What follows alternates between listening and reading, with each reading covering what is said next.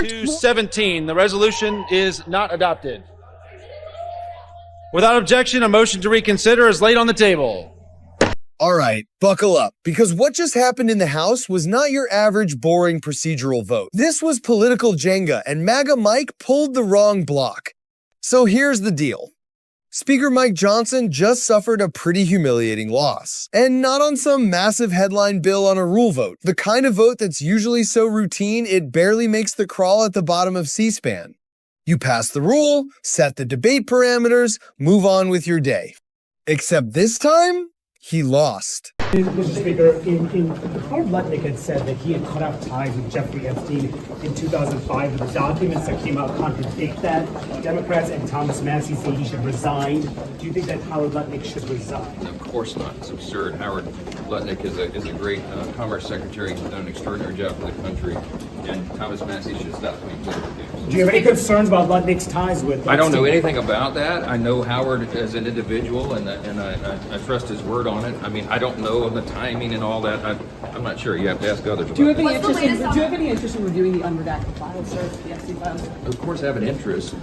For me, it's timing. I've got Chairman Comer and many of our colleagues that are going down to comb through that. Chairman Comer will go do it himself. I have a lot of faith in him and his ability and his team. The lawyers of oversight are going through it, and members themselves, as you know, it's unredacted and available to everybody. I intend to go down myself. Right now, I'm trying to keep the train on the tracks, and we've got to do all this stuff simultaneously. So I am convinced the DOJ is complying with everything they're required to do. We still have a pending report where they will formally explain why some of the redactions were made. But I think it's a good move for them to put the millions of documents in the SCIF so that members can go in and see and verify this for themselves. There's some good work, good review being done on that. I applaud it. It's important. We have to make sure that justice is carried forward for these victims, and we're all committed to that. On reconciliation. Sorry, did you not have reading in the mic? What's that? I didn't have anything. Oh, okay. Did you record it? Yeah, I did. Yeah, Okay. yeah. But I No one gave took me a it mic. out because Yeah, I didn't have one. Okay, you guys got it. 217, 214, with a Republican majority. Why? Because a few GOP members said, nope, not doing that. Now here's where it gets interesting. Buried inside this rule was a little surprise, a procedural poison pill. Johnson tried to slip in language that would block the House from debating or voting on resolutions, challenging Donald Trump's emergency tariffs, including tariffs on Canada and other countries. In other words, no debate, no vote, no spotlight for a year. And that matters because under the National Emergencies Act, members can bring what's called a privileged resolution to challenge emergency actions like tariffs. Leadership can't just stuff it in a drawer and pretend it doesn't exist. So this rule was essentially an attempt to sidestep that. But 3 Republicans, Thomas Massie, Don Bacon, and Kevin Kiley voted against it. And just like that, the rule collapsed. Which means now, votes can come to the floor challenging Trump's tariffs, and members will have to go on record. No hiding behind procedure. No, we never had the chance. They're going to have to say yes or no.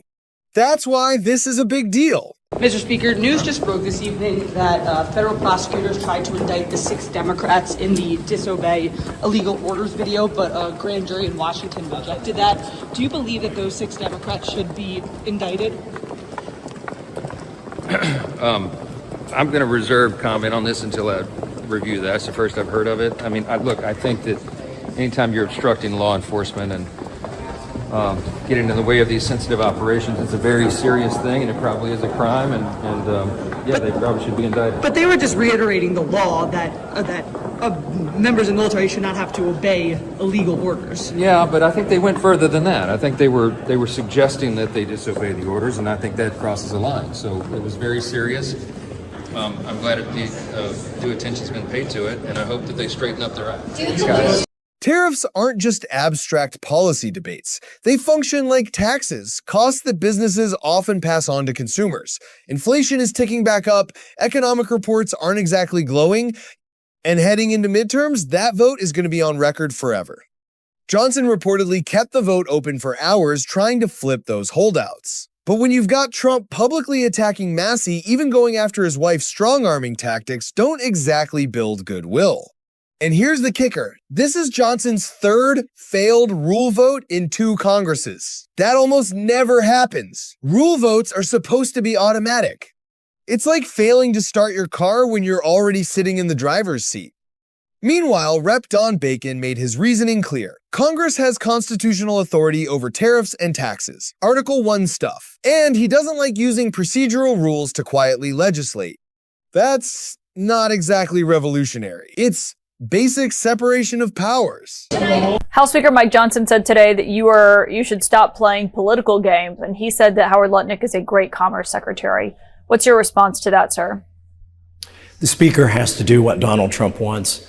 The Speaker right now, I think we're stalled on a vote in the House because he can't get the bill passed, and he can't afford to lose any political capital. So what he's decided to do, instead of siding with the American people or siding with our Republican conference, he's siding with Donald Trump and basically doing whatever Donald Trump wants him to do over here. Republican Congressman Thomas Massie, thank you for joining us again tonight. I appreciate you coming back here on the show. Thanks, Caitlin. Maybe my voice will come back next time. Yeah, we'll get you some tea. Thank you so much, sir. Now, zoom out. Johnson was also pressed about Commerce Secretary Howard Lutnik and his past ties to Jeffrey Epstein. When asked whether Lutnik should resign after discrepancies surfaced about past contacts and travel, Johnson brushed it off, said he trusts him, hasn't looked into the details. Secretary Lutnik today, as you heard, you'd called on him to resign before he came out today and acknowledged that, yes, he did go to Jeffrey Epstein's island with his family and another couple in 2012. Obviously, he had said that they'd cut off contact back in 2005. Based on what you heard today, did that change your mind at all? It solidified my decision. Look, the problem isn't that he went to Epstein Island. That's not a crime. It's not appropriate, I would say, to take your family to an island where people knew that bad things were happening.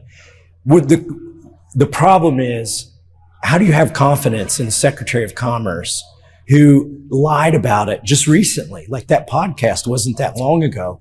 He lied about it recently, and then he was forced only when he was sworn in to give a truthful answer. And I think it's a matter of confidence in the people who are leading this country. And I don't have confidence in somebody who will lie like that. Then came questions about a failed attempt by federal prosecutors to indict Democratic lawmakers over a video reminding service members they're not required to follow unlawful orders. A grand jury rejected the case. Johnson's response? He hadn't reviewed it, but suggested it probably was serious. I believe you went back to the Justice Department today. If you did, what more can you tell us about what you saw? Well, I saw that Lutnik shared his phone number with Epstein and that their assistants were setting up phone calls between them. So there is at least that other connection. I didn't find any new names today. I didn't have a lot of time to spend there. But by the way, it's a room with 4 computers and it's busy all the time. There's always at least 4 congressmen in there. And the main complaint that I hear as we search through these files is that when you unredact some of the files, you encounter more redactions. And then when we ask the DOJ, why are these files redacted? Why can't we remove the redactions? The DOJ says, well, that's the form in which we received the files. Now, here's the problem with that, Caitlin. The legislation that Ro Khanna and I wrote directs the Attorney General to produce the documents, but they have to give all the documents that are in the possession, not of the DOJ, but also of the FBI and also of the U.S. attorneys. So what's happened, it seems, is that the U.S. attorneys and or the FBI have redacted documents, given them to the DOJ, and then the DOJ hasn't done their diligence to go get the original document. It was one of those moments where you could almost see someone processing what the party line might be. Meanwhile, Democrats like Joe Neguse were on the floor essentially asking Republicans, where's your backbone? Now, one could ask, Mr. Chairman, as I suspect you would, well, what's the gentleman from Colorado's suggestion? Lucky for you, Mr. Chairman, I have one. Because we know that one of the reasons that prices are going up across the board in the United States are tariffs. This president's reckless policies with respect to tariffs. And we have some solutions in that regard, ways that the Congress can finally stop abdicating its authority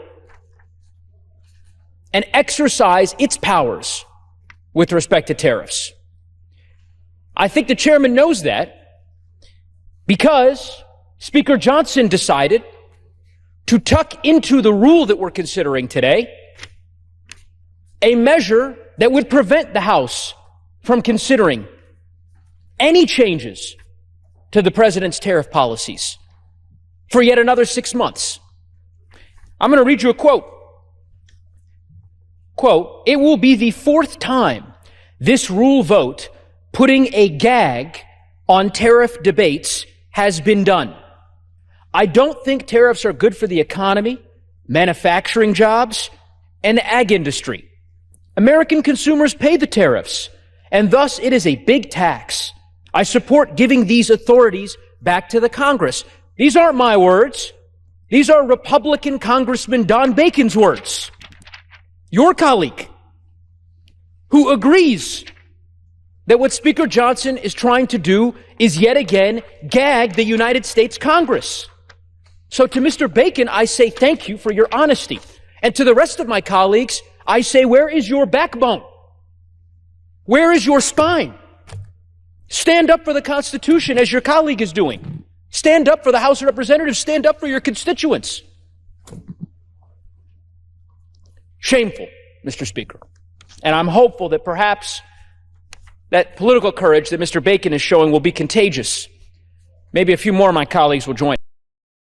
And then you've got Trump himself on television explaining tariff hikes based partly on whether he liked how a foreign leader spoke to him. Then I got an emergency call from, I believe, the Prime Minister of Switzerland, and she was very aggressive, but nice, but very aggressive.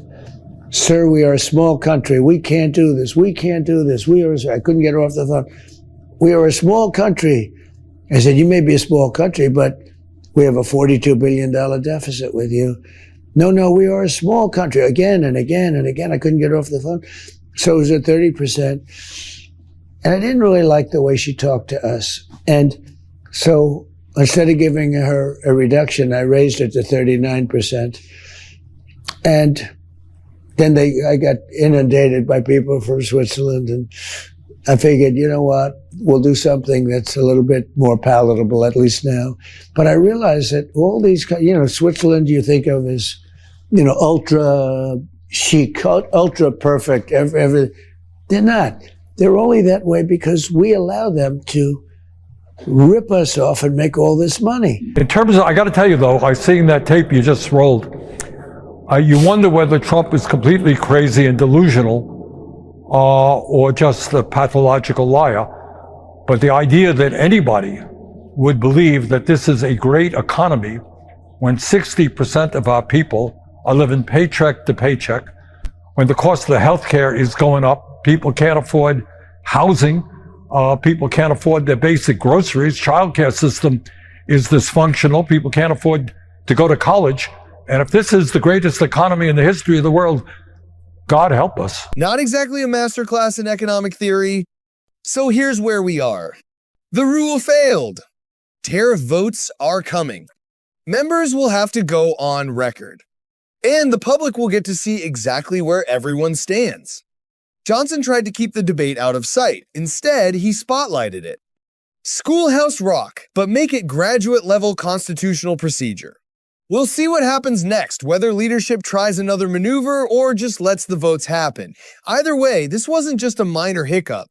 It was a crack in the wall. And heading into an election cycle, recorded votes are everything.